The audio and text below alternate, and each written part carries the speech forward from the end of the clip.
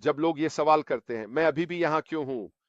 अरे क्यों? क्योंकि मैं विश्वास करता हूं और यही सच्चाई है। मैं यहाँ जो हासिल करने की कोशिश की जा रही है, उस पर विश्वास करता हूं और मैं हमारे सीईओ पर खुद व्यवसाय से भी ज्यादा विश्वास करता हूं। मुझे उन पर भरोसा है कि वह मुझसे कहीं ज्यादा जानते हैं और यही असल वजह है कि मैंने शुरुआत में ही इस व्यवसाय से जुड़ने का फैसला किया था, क्योंकि मैं ऐसे व्यवसाय में रहना चाहता था जो सभी के लिए समझना आसान हो, जो बहुप्रकारी हो, जिसमें ऐसे उत्पाद हों जिन्हें हम बेच सकें, और यही मेरे लिए शुरू से आकर्षण का कारण था। आज मैं आपसे जिस बारे में बात करना चाहता हूं वह यह है कि बहुत से लोग मुझसे पूछते हैं, हमें कुछ बिल्कुल नया क्यों अपनाना चाहिए? हम जो हमारे पास है उसी का इस्तेमाल क्यों नहीं कर सकते और उसी के साथ कुछ क्यों नहीं कर सकते? क्योंकि जब हमने पहले ही इतने सारे उत्पादों और सेवाओं को आजमाया या परीक्षण किया है, तो कुछ बिल्कुल नया लाने का कोई मतलब नहीं बनता। हमारे पास एक बहुत अच्छा काम करने वाला इकोसिस्टम है। हमने बहुत सारी विज्ञापनबाजी की है, ये सारी चीजें की हैं, मुझसे ये सवाल पूछे गए हैं। तो आज मैं आप सबसे जिस बारे में बात करना चाहता हूं वह है रिलॉन्च, ठीक है? और असली कारण कि क्यों व्यवसाय नियमित रूप से रिलॉन्च करते हैं। अब यहां बहुत सारी बातें हैं। अब एक ब्रांड रिलॉन्च या एक बिल्कुल नया रिलॉन्च एक रणनीतिक प्रक्रिया है जो कंपनी के ब्रांड को फिर से गढ़ती है और उसे बदलते हुए लक्ष्यों, मूल्यों और नए लक्षित बाजारों के अनुरूप पुनः स्थापित करती है। अब अगर आप सिर्फ उस एक वाक्य के बारे में सोचें, ठीक है, चाहे मैं आगे कुछ भी कहूं, अगर आप उन कुछ बातों पर ध्यान दें, तो एक नए व्यवसाय में यह रिलॉन्च करना बहुत मायने रखता है। तो चलिए बस उन कुछ बातों को वहीं से लेते हैं। अब हम अभी तक कितने समय से ऑफलाइन हैं? 7 महीने, 8 महीने, पिछले साल सितंबर की शुरुआत से इस समय अवधि में बहुत कुछ बदल चुका है। टेक्नोलॉजी ने बहुत तेजी से तरक्की की है, बल्कि उससे भी ज्यादा, क्योंकि उससे पहले भी हमें कई समस्याएं थीं। लेकिन चलिए उस रुके हुए पल से शुरू करते हैं जब ऐश मुफारेह ने कहा, बस अब बहुत हुआ, हम सब कुछ ठीक करेंगे और फिर कुछ अलग करेंगे। हमारे लिए फिर से सफल होना, और मेरी बात याद रखना, हम पहले भी सफल थे। हम सभी ने देखा कि जब हमने पहली बार ओ कनेक्ट के साथ शुरुआत की और दरवाजे खुले तो चीजें कितनी तेजी से घटी। जितने लोग आए, जितने लोगों ने खरीदा, उससे हर तरह की समस्याएं पैदा हो गईं। यही सफलता है। इसे फिर से दोहराया जा सकता है, लेकिन यह तभी संभव है जब हम एक नए बिजनेस का फिर से लॉन्च करें। इस रीलॉन्च का एक और पहलू भी है जिसे हमें लागू करना होगा, और वह है पुराने मॉडल में हुई गलतियां। अब यह जरूरी नहीं था कि हमारे पास जो उत्पाद और सेवाएं थीं वे काम नहीं कर रही थीं या अपना उद्देश्य पूरा नहीं कर रही थीं, क्योंकि वे काम कर रही थीं। हमने उन्हें चलते हुए देखा था, हम उनका उपयोग कर रहे थे, लेकिन हम उसका सिर्फ नया रूप बनाकर आगे नहीं बढ़ सकते। ये बिल्कुल नया होना चाहिए। सफल होने के लिए इसका फिर से लॉन्च होना जरूरी है। इसलिए रीलॉन्च करने के लिए आपको कई अलग-अलग चीजों को शामिल करना होगा। यह एक रात में नहीं होने वाला है, और यही वह जगह है जहां कंपनियां जब रीब्रांडिंग पर विचार करती हैं, तो वे यह देखती हैं कि उन्हें रीलॉन्च क्यों करना है। उन्हें यह ध्यान में रखना होता है कि क्यों। तो ये वे प्रकार की कसौटियां हैं जिन्हें आप पूरा करना चाहेंगे। यह केवल सतही बदलाव से कहीं आगे जाता है। यह ब्रांड के मुख्य तत्वों जैसे विजुअल आइडेंटिटी, संदेश और ग्राहक अनुभव की पूरी तरह से पुनर्समीक्षा करने की प्रक्रिया है। अब मुझे लगता है कि हम सभी सहमत होंगे कि हमने ऑन पैसिव के साथ ब्रांड को सही तरीके से स्थापित किया है। मुझे लगता है कि वह निश्चित रूप से कुछ ऐसा था जो हमारे बारे में दर्शाता था कि हम क्या हैं। यह कुछ अनोखा था। यह कुछ ऐसा था जिसे हमने पहचाना। यह सबसे महत्वपूर्ण बातों में से एक है जिसे आपको रीब्रांडिंग करते समय बिल्कुल सही करना होता है, कि आपका लोगो या प्रतीक चिन्ह या यहां तक कि आपके नए ब्रांड का नाम भी कुछ ऐसा होना चाहिए जिसे लोग आसानी से पहचान सकें। हम इसका क्या मतलब समझते हैं? अगर आप मैकडॉनल्ड्स कहते हैं तो आप अपने आप क्या सोचते हैं? आप जानते हैं वह बड़ा एम। अगर आप कहते हैं गूगल तो आपको पता है कि वह क्या होने वाला है। अगर आप एक्स देखते हैं तो आपको पता है कि वह क्या है। आप जानते हैं ये सभी बड़े ब्रांड्स नाइकी, एडिडास, इन सभी के लोगो और नाम बहुत ही पहचानने योग्य हैं। रीब्रांडिंग का एक हिस्सा यह है कि आपकी एक ऐसी पहचान हो जिसे लोग तुरंत पहचान लें और साथ ही उस पहचान के पीछे का संदेश भी बहुत महत्वपूर्ण होता है और जाहिर है कि उसमें ग्राहक का अनुभव भी शामिल है। मुझे लगता है कि हम सभी इस बात से सहमत हैं कि यह वह क्षेत्र है जिसमें मुझे पूरा यकीन है कि अब पहले से कहीं बेहतर होगा। ग्राहक अनुभव और ग्राहक जो हमारे नए व्यवसाय में हैं, उनकी देखभाल पुराने व्यवसाय की तुलना में कहीं बेहतर तरीके से की जाएगी। तो ये वे कारण हैं जिनकी वजह से कंपनियां रीब्रांडिंग करती हैं। जाहिर है हमारी परिस्थितियों में कुछ बहुत गलत हो गया था, तो ऐसे में पुराने को छोड़ देना, जो गलत हुआ उससे सीखना और फिर से शुरुआत करना समझदारी है। मैं उन लोगों का उदाहरण देने जा रहा हूं जिनके व्यवसाय में कई बार बड़ी असफलताएं आईं, लेकिन वे फिर भी बेहद सफल हैं। एलन मस्क, है ना? इस व्यक्ति को जितनी बार झटके और असफलताएं मिली हैं, उतनी किसी और व्यवसायी को मैंने नहीं देखा। तो मेरा सवाल है, वह दुनिया के सबसे अमीर आदमी क्यों हैं? इसका कारण यह है कि वह सीमाओं को आगे बढ़ाते हैं। वह वे काम करते हैं जिन्हें लोग असंभव मानते हैं। वह इसे अपना लक्ष्य बना लेते हैं कि वे वह कर सकें जिसे दूसरे लोग असंभव समझते हैं। इसी वजह से वह इतने सफल हुए हैं, लेकिन इसके साथ साथ इसमें असफलताओं का नकारात्मक पहलू भी जुड़ा है। उन्हें तो पिछले हफ्ते ही एक असफलता का सामना करना पड़ा था।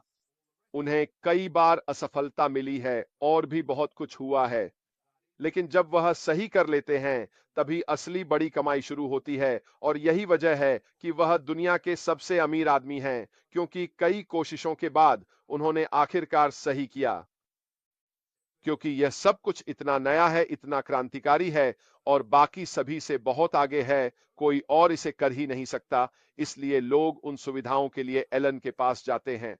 देखिए उन्होंने स्टारलिंक के साथ क्या किया है, देखिए उन्होंने हेवी लिफ्ट रॉकेट्स के साथ क्या किया है, देखिए उन्होंने टेस्ला के साथ क्या किया है, देखिए उन्होंने पेपाल के साथ क्या किया था। इन सभी चीजों से पता चलता है कि वह एक सफल व्यवसायी है। इससे कोई फर्क नहीं पड़ता कि उन्होंने अपने व्यवसाय में इसे इस मुकाम तक लाने के लिए कितनी असफलताएं झेली हैं। सबसे महत्वपूर्ण बात यह है कि यह सुनिश्चित किया जाए कि वह सफल हो। उन्होंने खुद को फिर से ब्रांड किया है। उन्होंने ट्विटर खरीदा, उन्होंने कुछ समय के लिए ट्विटर चलाया और फिर उसे रिब्रांड किया, है ना? अब उसका नाम क्या है? एक्स। ये ट्विटर जैसा ही है, लेकिन फिर भी यह एक रीब्रांडिंग है। यह उस प्रोडक्ट का फिर से लॉन्च करना है जो पहले था। हम खुद और ऑन पैसिव के साथ आगे बढ़ रहे हैं किसी ऐसी चीज की ओर जो एक तरह से फिर से लॉन्च होगी। हम इसमें बिल्कुल नई चीजें शामिल करने जा रहे हैं, ऐसी चीजें जो हमने पहले नहीं देखी हैं। लेकिन एक बात जो हमें समझनी चाहिए वह यह है कि यह पहले से कहीं ज्यादा बेहतर होने वाला है। इसका एक हिस्सा रणनीतिक योजना है। फिर से लॉन्च करने के लिए एक अच्छी तरह से परिभाषित योजना की आवश्यकता होती है, जो बदलावों के पीछे के कारणों और कंपनी के उद्देश्यों के साथ उनके मेल को स्पष्ट करती है। आइए अब सिर्फ इसी एक बात के बारे में थोड़ा सोचते हैं। रणनीतिक हिस्से के साथ पुनः लॉन्च करने का कारण क्या है? हम ऐसा क्यों कर रहे हैं? हम ऐसा इसलिए कर रहे हैं क्योंकि हमारे व्यवसाय के भीतर कुछ लोग थे जो हमें नीचे गिराने की पूरी कोशिश कर रहे थे। वे हमारे फंड चुरा रहे थे। वे हमारी कड़ी मेहनत को नुकसान पहुंचा रहे थे। वे हमारे द्वारा हासिल करने की कोशिशों को पटरी से उतार रहे थे। मुझे लगता है कि इसका एक कारण यह भी है कि वे कंपनी के उद्देश्य के साथ मेल नहीं खाते थे। हम में से कई लोगों ने एक जैसी बातें कही। हम वे चीजें क्यों कर रहे हैं जिनका ऑन पैसिव से कोई लेना देना नहीं है? हम एक ही दिशा में क्यों भटक रहे हैं? यह ऑन पैसिव नहीं है, यह हमारे कंपनी के उद्देश्य का हिस्सा नहीं है। तो इस पुनः लॉन्च का एक हिस्सा, इस नए व्यवसाय के साथ हमें कंपनी के उद्देश्यों के साथ फिर से जोड़ना है। इसका मकसद हमें फिर से सही रास्ते पर लाना है। इसका उद्देश्य हमारे मूल्यों के साथ बने रहना है जो हम हासिल करने की कोशिश कर रहे हैं। ये सब उस रणनीतिक योजना का हिस्सा है जो पुनः लॉन्च की आवश्यकताओं में आती है। ब्रांड पहचान एक और पहलू अक्सर लोगो, रंग, फॉन्ट आदि जैसे दृश्य तत्वों को अपडेट करने से जुड़ा होता है। हो सकता है कि एक बिल्कुल नया नाम हो, मुझे नहीं पता, क्रिस को भी नहीं पता। एक ही व्यक्ति जानता है और वह है ऐश मुफारेह। लेकिन अगर ऐसा होता है तो मुझे हैरानी नहीं होगी। अगर एक नया लोगो आता है तो भी मुझे हैरानी नहीं होगी। अगर एक नया रंग संयोजन आता है तो भी मुझे हैरानी नहीं होगी। अगर इससे जुड़ी हर चीज बिल्कुल नई हो तो भी मुझे हैरानी नहीं होगी। क्यों? क्योंकि यह उस चीज का एक बिल्कुल नया पुनः लॉन्च है जिसे हम हासिल करने की कोशिश कर रहे हैं। क्या ऑन पैसिव के मूल मूल्य इस नए व्यवसाय में भी वही रहेंगे? बिल्कुल। मुझे पूरी तरह विश्वास है कि वे मूल मूल्य जिनसे हम थोड़ा भटक गए थे, इस नए व्यवसाय में जरूर होंगे। ये इस बारे में है कि हम सब मिलकर मानवता, इंसानियत की मदद के लिए क्या कर सकते हैं, फर्क ला सकते हैं, बेहतर मूल्य दे सकते हैं। ये सारी बातें जब एक साथ मिलती हैं तो यही हमारे मुख्य मूल्य बनती हैं। मुझे भविष्य में यह देखकर भी हैरानी नहीं होगी कि हमारे व्यवसाय की परिभाषा, जिसे हम सब एक बहुत ही आसान वाक्य में समेट सकें, हमारे पास हो। ये वे चीजें हैं जो मुझे वाकई बहुत उत्साहित करती हैं। क्यों? क्योंकि मुझे पता है कि हमारे पास कोई ऐसा है जो नेतृत्व कर रहा है और इन्हें सच करेगा। वह हमारे एलन मस्क हैं। वह हमारे पागल प्रोफेसर हैं जो जोखिम उठाकर यह सुनिश्चित कर रहे हैं कि वे चीजें करें जो कोई और हासिल करने की कोशिश भी नहीं कर रहा। आप उन्हें ऐसी बातें करते सुनते हैं जो बिल्कुल भी समझ में नहीं आती, लेकिन उनके लिए वे पूरी तरह से मायने रखती हैं।